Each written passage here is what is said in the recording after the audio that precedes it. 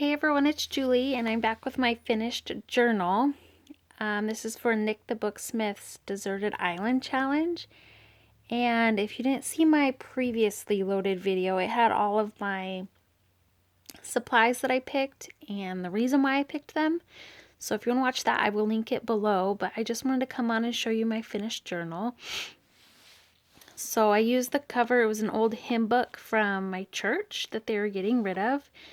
And I wrapped this spine in the fabric to support it a little bit more. And then, gosh, punching these holes in the spine was a big heartache for me with just the needle that we had. That was a challenge, but I made it work and it looks really good, I think. And then the back, you can kind of see where I glued and how the glue came through the fabric. So if you're going to use fabric on journals, maybe pick a thicker fabric so you can't see the glue through it. But I actually don't mind it. I kind of like the streaks and everything. So there's that. Hi, Charlie. Excuse me. Anyway, so this is the back. And we'll go ahead and go in. So I covered the inside too with the rest of the fabric that I had. And then I had that yellow trim, so I just kind of covered up my messy edges there. And I used plain white paper. And kind of my way to dress it up was definitely to use the pattern paper that I had. But I also just did some origami folds to get some cool crease lines in them. So you'll see that in a little bit. So we'll just quickly flip through it. I used some of my fabric trims and some paper to make these paper ruffles. And I used the thread that I selected to kind of do some rustic stitching on there to get them stitched on. And there you can see the stitching on the back. So we'll just go through here fairly quickly. I made some tabs here with the fabric, or the trim that I had, the yellow trim. Oh, missing a page. I did make an envelope here, and I let it to be a little tuck spot. And there's a piece of paper in there. Just fold it up to do some journaling on. And so this would just tuck right back under there.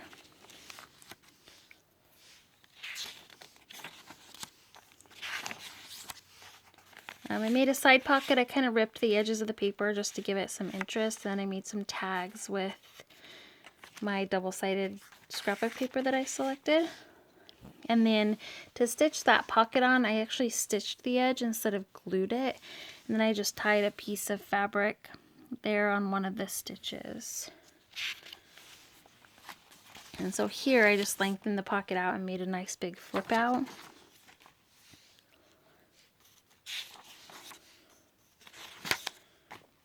And then so here you can kind of see that origami folding that I did. I don't know if you can see that. The cool chevron design. And then I just used some of my paper here to make a little square tag. And then again the trim that I had to make a little fold. So there's the pocket. I just ran, oh, there you go, now it's focused. I just really liked that chevron fold, and it was kind of fun to learn a new origami fold. And then again, another tag.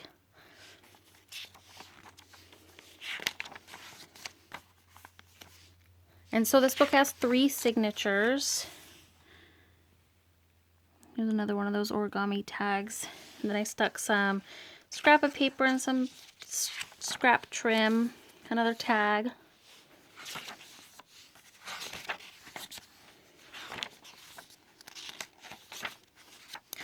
So in the middle of this signature, I made like a peekaboo page. And again, I used some folds here just to add some interest.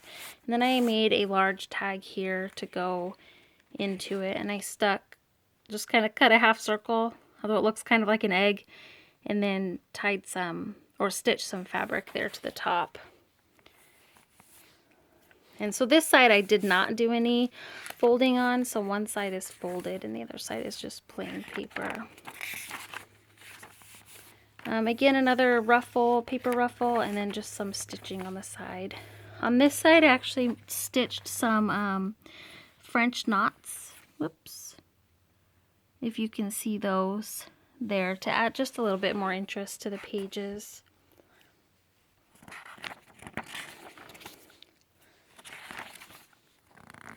Made a pocket on the bottom of this page. And then so some of my tags, you can also see the folding that I did and some chevron there on the bottom.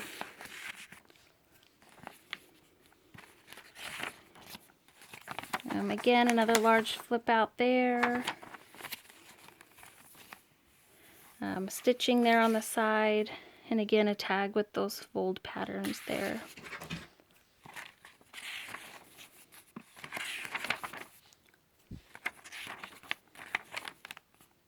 Another large side pocket here. You can really see that chevron fold really well.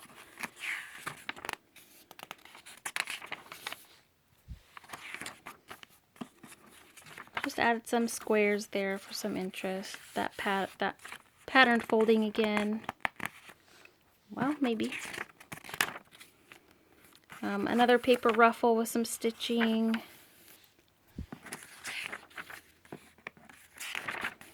And this one I added a paper ruffle here on the top with some stitching and another piece of trim.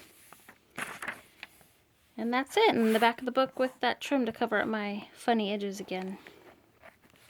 So that is my book for Nick's Deserted Island Challenge, and I hope you all enjoyed it. Thanks for watching. Bye.